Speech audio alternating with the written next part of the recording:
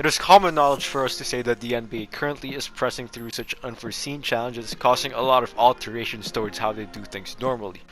A recipient to this reality is the All-Star Game, which typically requires on a heap load of fans, a packed arena, and loads of enormous publicity, which nowadays could be hard to find. However, facing all odds, the NBA decides to look at it in the eye and just defy it once again. But it seems like the NBA is pushing through with an actual All-Star Game. By the time of this recording, it was just announced to be taking place on March 7th.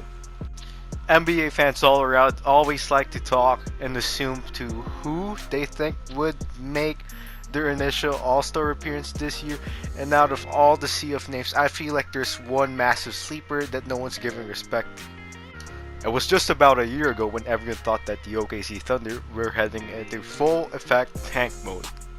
In his usual can't give up now motto, Chris Paul, the point guard, once again exceeded all odds as he defied and turned back the clock as he ushered himself into OKC's long lineage of all-star collections in its brief yet colored history. And I think it's time for us to realize that that custom should not be going anywhere, or for the least could be kept somewhat alive with relevancy. From the time he was shipped off as a massive chipping piece in the huge and monumental Paul George trade, it seems like Shai Gilgeous-Alexander was bound for development, but no one expected the huge leap he took last season.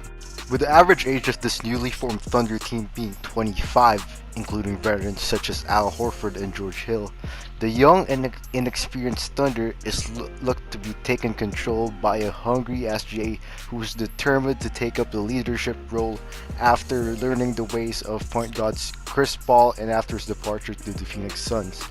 Speaking on his role, newly appointed head coach Mark Daigneault said that SGA has been taking on a different level of responsibility and that he's playing a different role on this team that he has so far in his career, and he is not shying away from this role. Another point of emphasis that we must raise is SGA's playmaking ability and how it has improved this season. A lot of talk about his natural position, especially after last season wherein his playmaking ability was put into question, seems a bit little overconclusive, as though it seems as if he really did not show out in that aspect, because obviously there was that 3-guard lineup formation which was specialized by Billy Donovan, and we should never be foreseeing that a second-year player will be taking all the shine from vet guards such as Dennis Schroeder and CP3, who have already been patented playmakers ever since. Regardless, instinctively, SGA has always been a patient passer, but his instinctive passive seems to have improved as well in this season. The Thunder's motion offense has involved a lot more cutting this year, and teammate Hamidou Diallo has often operated as a cutter from the corner or the dunker spot, SGA being a slasher, who we all have known as a smooth operator, has been pretty solid at spotting cuts and making the play not only for Diallo but for other athletic wings who could slash through the basket as SGA draws out opposing defenses as a decoy. Moreover, as we talk about more on his offensive efficiency, Gilgeous-Alexander's scoring is similar to last year, as his field goal attempts have increased marginally and his field goal percentage has improved to 48.8%. SGA's true shooting currently stands at 59.4%, as his numbers has largely stayed the same, but his shot diet has changed quite a lot.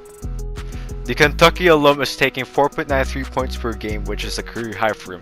He has traded some of those twos for threes, as he is taking more pull-up jumpers, and he has taken 36 pull-up 3-point attempts this season by the time of the recording. SGA is making these jumpers at a 36.1% clip, and the quick pull-up has added another layer or facet to his game. When defenses sag off of him, he has been more than happy to take threes off the dribble, which is another underrated moveset in his offensive arsenal. He is a master at footwork, as he uses it to stop quickly and get good shots from the midi as well. Defenses in today's league like to funnel towards the zone, and SGA repeatedly terrorized teams due to this. He shot 50% on all long twos last season, which is quite frankly remarkable, and he produces at around the same clip as compared to last year, shooting 0.4% more field goals than his first season in OKC. To speak volumes on his impact as a franchise cornerstone, a newly appointed one, we must assess the preseason predictions for the new look Thunder, which had a lot of experts predicting them to be by far the weakest team in the West. We all should not jump out immediately at the current results and think that the Thunder will finish as the 5th in the West once again for the second straight year, defying all odds. But it's not a bad start to know that they are just 2 games behind a playoff spot, with the team being 9-11 throughout their first 20 games of the season, while having another season being labeled as a rebuilding team. The definition of tanking aside, this should speak levels to how SGA, as a newly appointed alpha of the franchise, has significantly impacted and pushed his level of play towards epic proportions, right even by looking at his statistical increases this season. In spite of him clocking less minutes from the previous year, his scoring is now up to 22 a game, with him shooting 51 from the field and 37% from deep, with rebounds at 5.4 and a massive increase at his contributions towards assists with 6.4. To put that into perspective of the elite company that he is in, there are just 7 players in the league averaging 21, 6, and 5 at least per game. They are Steph Curry, Luka Doncic, Nikola Jokic, LeBron James, James Harden, and Julius Randle. What a bunch right there. Just over 82% of his made field goals have been unassisted, a number that trails only Luka Doncic and Chris Paul. SGA has had a higher field goal percentage than either of them. That has been elevated by his ability to finish at the rim. He's turning into an elite driver, as on average he goes 6.2 for 6.3 when shooting within 5 feet from the basket, with a clip of 66.3%. That's 4th best among guards who are regular starters. It's better than guys such as James Harden, Ja Morant, Jason Tatum, Damian Lillard, and Ben Simmons. It is undoubted that Shea is a big-time player with big-time performances. We've seen him pilot OKC's comeback against the Bulls a few weeks ago, where he notched his career high. We've seen him drill a game winner in his opening night against the Charlotte Hornets. We've seen him out-duel Damian Lillard and the Blazers. And we've witnessed him take command in taking down the Brooklyn Nets at their own home floor. Another thing that must be done is to assess further competition with potential all-star guards out west. One guy who I think should not be mentioned in the same breath with Shea or even other potential candidates is Jamal Murray, as he's been putting up, in spite of Denver's great play so far as they have turned it around, he's been putting up very inefficient play. The same thing goes for Ja Morant, as I feel like in the first ballot returns, he's gotten way more votes than he deserved, as he only averaged around 19, 2, and 7, while only playing 9 games, which is not as close to the other candidates that we expect. A guy who I genuinely think deserves an All-Star nod is CJ McCollum. However, due to his foot injury, I do not think, in spite of his marvelous and fantastic play so far, he doesn't really fit into the category, as he's barely played due to obviously being sidelined by that injury. Setting aside surefire picks and locks such as Steph, Lillard, Luka, and Donovan Mitchell, I think the final few spots, especially in the guard position, will go down to 3 players. As we delve into 3 of these different player stat lines, it may be seen that they are somewhat similar around the same parameter, but take into account first that players A and B are in teams that have been somewhat overperforming thus far in the season, which obviously could be attributed towards their high level of play. On the other hand, we could look at player C, and he's in a team that had good expectations going into the season, a playoff contender, yet they have somewhat looked good and bad in some games. We're pretty inconsistent. If you were not able to debunk who these players entirely are, well, player A is DeMar DeRozan, player B is obviously SGA, while player C is Devin Booker.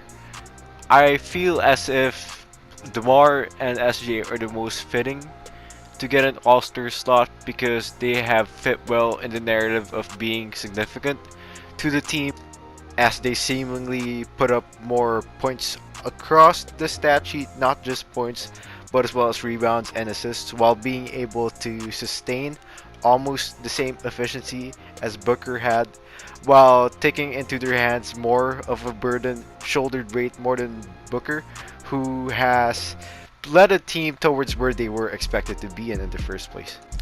Of course, just like any other potential first-time All-Star pitching, we may also might as well address what may hinder him from actually being selected. I think the most glaring con in SGA's case is the Thunder's popularity as of now. Rebuilding teams aren't such a hot buzz, especially today, and that's well seen in the voting lines today as the first ballot came back. He's ninth in voting. He's barely ahead of Klay Thompson, while we see guys like Ja Morant and Devin Booker open up the floodgates as they more than doubled the quantity of votes that Shea has attained. Not to mention the Thunder, in spite of being at the neck of the playoff discussion, surprisingly, they still have an under 500 record at 9-11 that may not entice voters to the slightest. And finally, let's be real here. If in the case that Shea does not get selected, then this won't be the very first time wherein a young player really deserving of a slot doesn't get selected. I guess that's just a part of the league and a part of rising superstars and their path to greatness, as they are barred by elements that are not really in their control.